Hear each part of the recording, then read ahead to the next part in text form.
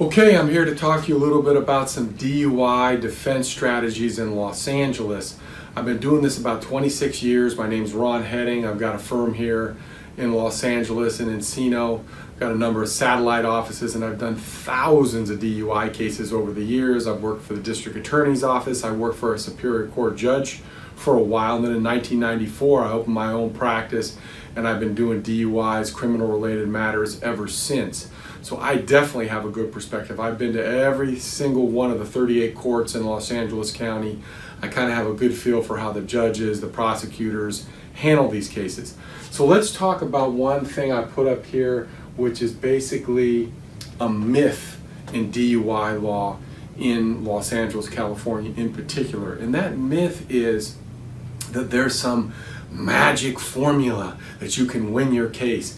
You know, I have people calling me all the time. They see me on the internet, they read my book about, DUIs, and they've got all these questions, and they're calling people, and all these people are telling them different things, and they're reading different things on the internet. Listen, there is no magic formula to win a DUI case. You either have a good case or you don't. The prosecutors can either prove the case or they can't.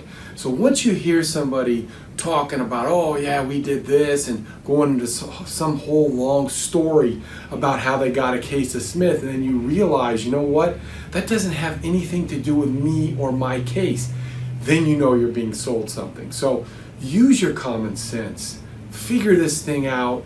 If you were on a jury and somebody came in with a blood alcohol level double the legal limit, failed all the field sobriety tests, and was clearly intoxicated and couldn't safely operate a motor vehicle, you're not going to allow some magic pill to convince you that the person's innocent. The first thing we got to talk about is kind of what to expect when you get a DUI. Well, first off, you're going to have to deal with the DMV. They're the ones that control the driver's license. I deal with them all the time. The first thing that I do when I'm hired on DUI cases, I call them up, I reference my client, I give them my driver's license, I give them the information. I then ask for a stay on any suspension, which they'll give me as long as we do that within 10 days. And then I set the case for a hearing. I send them a letter to memorialize everything via fax, so I've got proof, because a lot of times, being such a big bureaucracy in Los Angeles, the DMV loses things. So we send them the letter, we lock it in, we set the hearing, we get the paperwork, and we get ready to deal with the DMV. Again, you've got to have a good case to beat the DMV, because realize it's a DMV hearing officer who's putting on the evidence, and then they're ruling on the evidence. So the bottom line is, unless you have a good argument, you're not going to beat the DMV. If you lose to the DMV, and I handle the cases for you, I've won a lot of them, but if we lose, you lose your license for 30 days. After that, you could get it back on a restricted basis to drive to and from work, to and from any alcohol program, and there may be some other exceptions depending on necessity, if you have hospital visits, etc. So that's kind of the DMV in a nutshell. Obviously, when you meet with me, we get into more detail. That pink temporary driver's license allows you to drive for the first 30 days.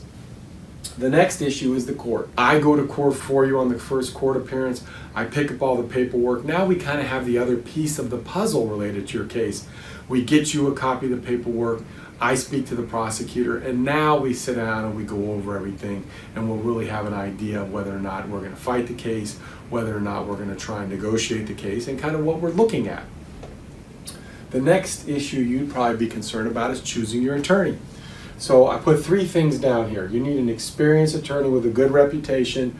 I assume price is a consideration, and then you obviously want to know what expectations you can think about for your case. So first, regarding someone that's got a good reputation, you need somebody. I've been doing this 26 years. My father works for me. I've got another attorney that works with me. So the 3 of us have been doing this for a long time. We've got a good reputation in the court system, and we're in court every day. So be leery of those firms where the figurehead person doesn't go to court ever. All they're doing is using their name and their credentials to try and sell you. You don't want that. You want somebody like my firm, where we actually go to court, where I'm available in a tough case to go meet with the head prosecutor, to assess the issues in the case, and to make some good fundamental decisions about how to move the case forward. The next thing is price. Here's what I would say about price.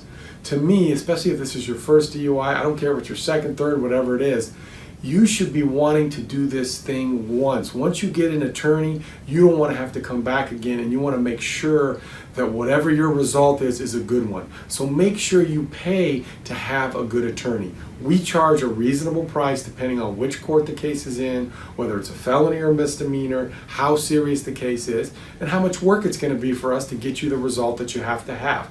But don't chisel on price only to get an attorney who doesn't know what they're doing. On the same hand, don't pay some exorbitant fee when all the attorney's doing is trying to charge you a large fee, but really not giving you anything in return. The last thing is, get your expectations down. When we sit down, we're going to talk about your case. We're going to get everything laid out, and then we'll have an idea of kind of where you fall in the gamut of DUIs. And I'm going to be honest with you. I'm not going to lie to you. I lose a lot of cases because I tell people the truth. I'm not going to pull a bait and switch on you like some of the other attorneys do, where they make it sound like you're going to get a not guilty verdict or you're going to get a dismissal, and then they got to break the bad news to you after they send one of their small-time associates in there because they never go to court, and then they break the bad news that you're going to have to plead guilty to a DUI. We don't do that. So set your expectations from the beginning. Make them reasonable expectations that make sense to you, that you can live with. The next thing is you got to decide whether you're going to take the case or trial, or whether you're going to take a deal on the case. The bottom line on this issue is you're only taking a case to trial if you can win.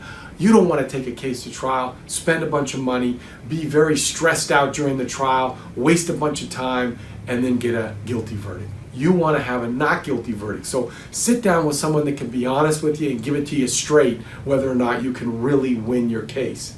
Lastly, we talk about some real factors that are going to decide whether you can win your case, that are going to decide what type of a resolution you might be able to get in your case. And those real factors are: how fast were you going, speed, your blood alcohol level, your demeanor at the time when the police grabbed you, how you did on the field sobriety test, and your driving. Listen, if you were driving crazy, swerving, the police pull you over, you're belligerent to them, and you blow a high blood alcohol level, you got some problems. You're going to really need an attorney to get to work for you to turn the tide. If, on the other hand, you weren't driving that bad and you were reasonable with the police and you did pretty good on the field sobriety test, now you've got a shot either for a dismissal, maybe a lesser charge than a DUI. You really have to have an attorney look at you and your particularized situation. Don't let them just give you generalizations. Let's talk about what your blood alcohol level was. Let's talk about how dangerous you were. That's what the prosecutors and judge are looking at. If you're a danger on the road, they're going to want to punish you. They're going to want the best conviction they can get because they're trying to protect the public.